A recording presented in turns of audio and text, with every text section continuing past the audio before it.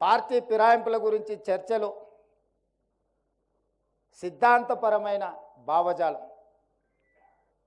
విద్యార్థి దశలో సిద్ధాంతపరమైన భావజాలంలో రాణించిన వాళ్ళు తక్కువ ఉండడం వల్లనే, విద్యార్థి రాజకీయాలలో చైతన్యం కోల్పోవడం వల్లనే ఈరోజు ప్రజా జీవితంలోకి వచ్చేవాళ్ళు ప్రజాప్రతినిధులుగా కావాలి, ఏదో రకంగా ఏదో ఒక పదవిలో ఉండాలి. కాబట్టి ఏ పార్టీ అయినా పర్వాలేదు, మాకు పదవి ఉంటే చాలు అనుకునే పరిస్థితులు ఈరోజు రాష్ట్రంలో వచ్చినాయి.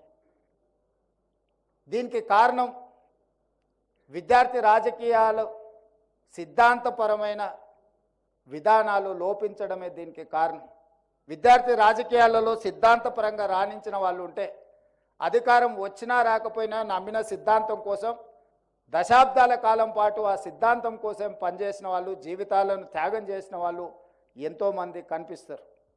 అలాంటి విద్యార్థి రాజకీయాలు మళ్ళీ తెలంగాణ రాష్ట్రంలో పునరుద్ధరించవలసిన బాధ్యత మన అందరి మీద ఉన్నది. ముఖ్యంగా వేదిక మీద ఉన్న పెద్దలందరూ మనందరం కూడా ఒక స్ఫూర్తిని ఇవ్వాల్సిన అవసరం ఉన్నది. మనందరం కూడా ఈ విద్యార్థి రాజకీయాలను ప్రోత్సహించాల్సిన అవసరం ఉన్నది. లేకపోతే చైతన్యం కోల్పోయి రాష్ట్ర అభివృద్ధిలో ఈరోజు మనం వెనుకబడే పరిస్థితి వస్తుంది.